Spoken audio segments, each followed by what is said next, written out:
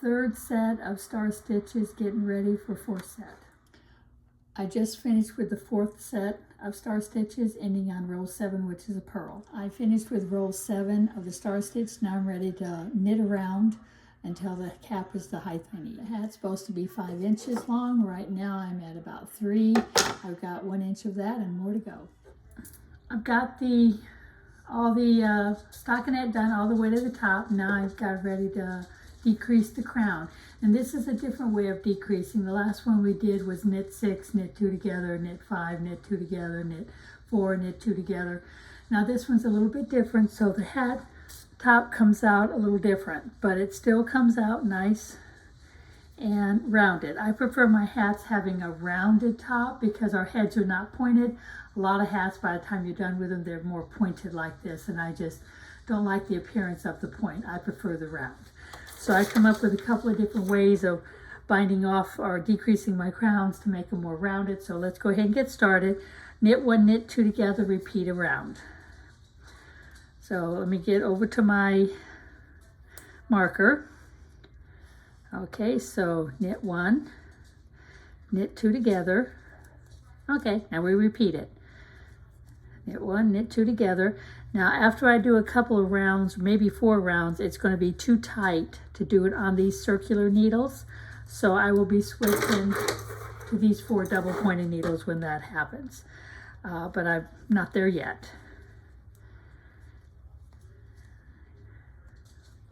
Now there's a lot of stitches at this point, so you see what I'm doing. I really know you don't need to watch me do this whole knit 1, knit 2 around for all 65 stitches. That's quite a bit. So I'll go ahead and pause the movie until I get around, and then we'll go to the next one.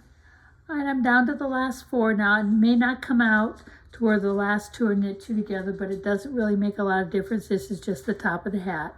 Also, I might have misknitted something, so I didn't come out right. But after you knit 2 together, if you have a knit 1, that's okay. Just knit the 1. Slip your marker, and it says round 2, knit around. So then that's what we do. Every stitch will knit around.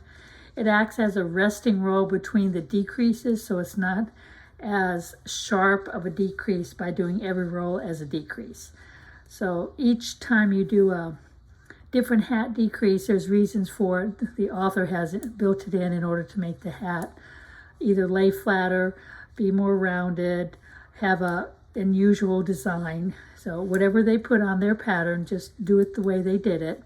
If you have a plain hat like this and you don't want to do this one and you want to do a different decrease, you're more than welcome to. It's your hat, your design, so go for it any way you wish. Okay, this is just knit around. I've done quite a few already, so I'll pause it again until I get around to the next one, and then we'll work on round 3. I'm down to the last 4, so we just knit the last 4, and it's starting to get a little tight, so it's a little more stress trying to get it done. I don't like to get it to where it's so tight that each stitch is really, really stretched, because that's not good for the design. All right, we'll go ahead and do round 3 and probably 4 after that. I have a feeling we're going to wind up having to go to the double pointed here. But round 3 is the same as round 1. Knit 1, knit 2 together, repeat around. So let me get started up here. So same thing, knit 1, knit 2 together, knit 1, knit 2 together, knit 1, knit 2 together, and we just repeat this around till we get back to the marker. Okay, I'll see you on the other side. Okay, round 4 is you knit around, and I've just about completed knitting around. You know how to do that. I didn't think we needed to show that again. So, and it's really getting too tight to work on circular needles. As you can see, they're really stretching the stitches, and it's not good. So let me get these last few. Okay, now when you get ready to go on the double pointed, you have to put your marker after the first stitch on the next one, because if you do it afterwards, then the markers will fall off because it's double-ended. So let's see, we pick out like maybe 2, 4, 6, 8, maybe 10 stitches to put on this one needle. But now since we're doing 5, it's knit 1, knit 2 together. So it's knit 1, slip the marker, and knit 2 together. Okay, so now the marker is set between 2 stitches so it won't fall off. Sometimes you have to kind of pull this out of the way, and I just kind of stick it in my work just so it stays out of my way so I can go ahead and do the rest. And then you can also kind of ease the stitches around so you're not pulling it super tight. Okay, so now we go back here, knit 1, knit 2 together, knit 1, knit 2 together, knit 1, knit 2. Okay, now it's really getting tight here. Maybe I should do that.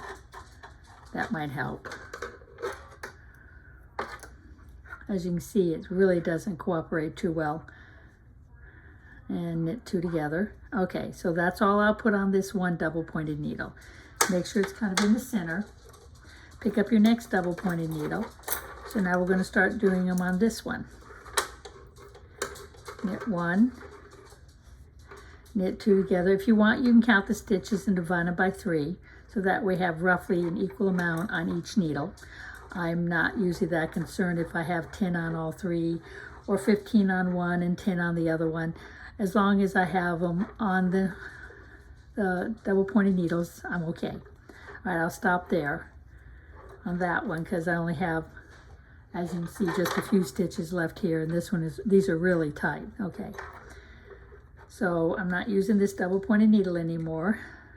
They do get awkwardly in your way. That's just double pointed needles. So just take your time and be patient, and they will kind of find a comfortable position as you're working with them. Sometimes they wind up under your hands, sometimes they wind up in front, sometimes they wind up sticking up straight. Okay, now I've got 2 stitches here instead of 3. So what I'll do is I'll just knit each one individually. Now the next time I do it, I'll probably knit the 2 together. Okay, so now I have them all on 3 needles. As you can see, there's no way this would go on a circular needle of that size. All right, so let's put that away. Turn your work. So we're going to start again. Now this one would be round 6,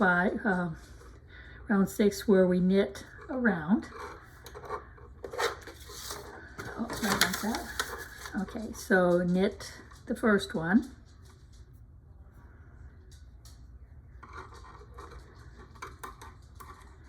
Slip the marker and then knit each stitch around. You want to try to keep them even tension, because when you work on 3 different needles, there could be a little stretching between the needles when you go from one needle to the other. That's not uncommon, but try to keep your stitches uniformly tight the best you can. Okay, so there's that one done. So now I have an empty needle. Turn my work so my next needle shows, and the empty needle I will use to knit with.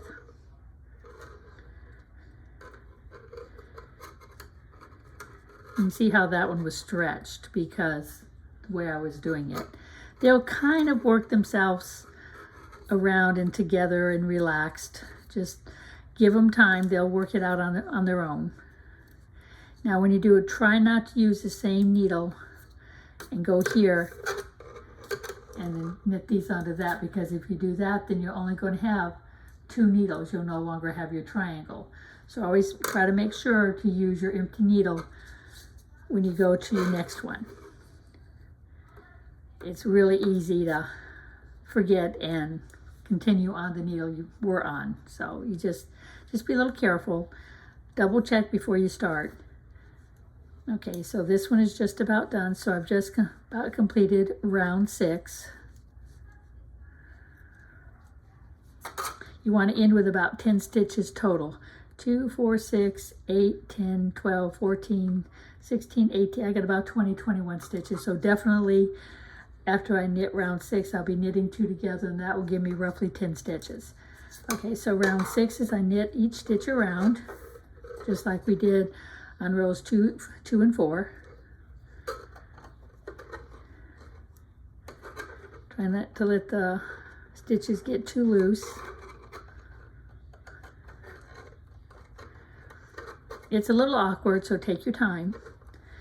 the more you do these hats with the double pointed needles, the easier it will become. Okay, one done. Now, this one is next.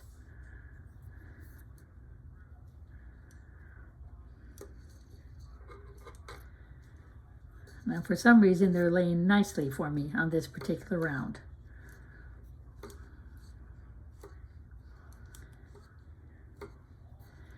Okay, turn again. We're down to the last double pointing needle because here's our starting stitch.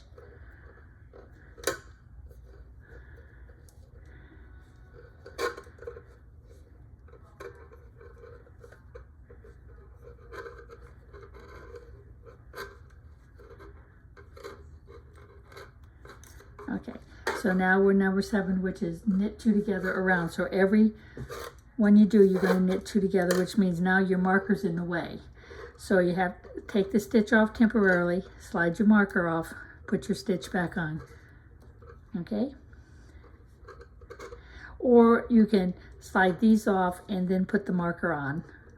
That way you know which is your first and which is your third needle. Whichever way is comfortable for you, doesn't matter. Okay, so knit 2 together, knit 2 together, knit 2 together. Now you might wind up with an odd amount of stitches on one of your needles. If you do, then you just slide one stitch onto the next needle. Like say I have an odd stitch right here, just bring this over and slip your odd stitch onto this needle, and then you will be able to use it as part of your knit 2 together over here. Okay, so this is a knit 2 together. I didn't come up with an odd amount. So far I'm doing good. I've got even on these.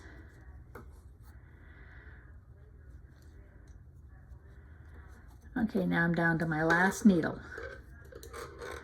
And I have the even amount also. Usually you wind up with an even amount. Okay. Knit 2 together. Okay, there we go. Oops. The last one sometimes can be a little tight. You just be persistent and patient at the same time. Okay, now if I count them, I do have 10. 1, 2, 3, 4, 5, 6, 7, 8, 9, 10. So I have the 10, which I was hoping to have.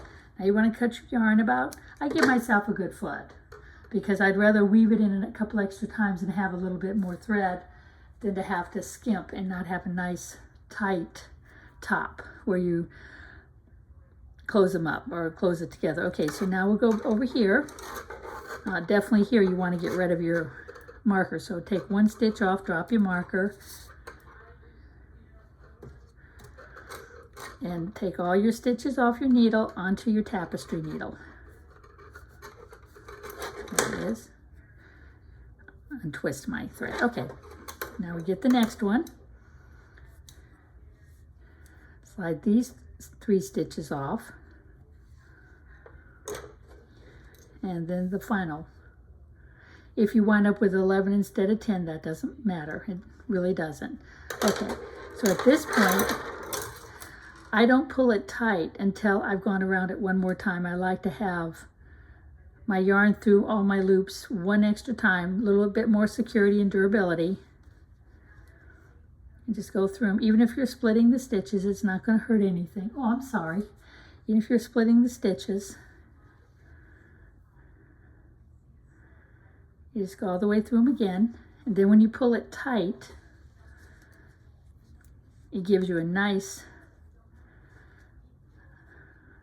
tight top. If you want, you can go around one more time.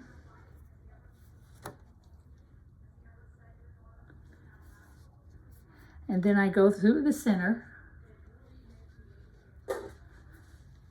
grab my needle from underneath, so when I go like this, I've got my needle in hand. Otherwise, you can catch it on your hat.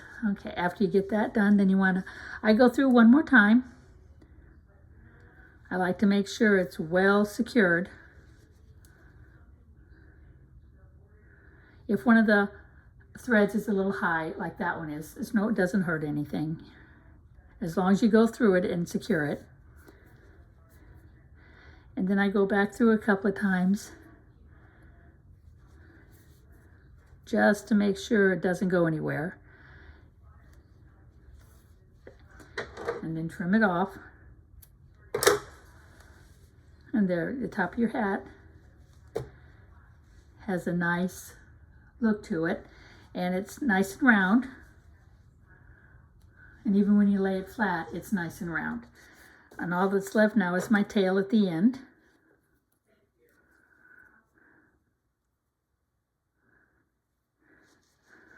I go to the inside.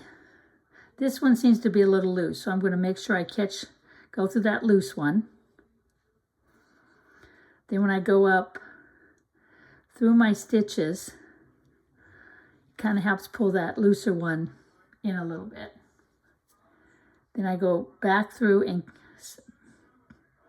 pierce the yarn as I go back through. And if you have some, you can always go back through a third time. It doesn't hurt it. It just gives you more security. There.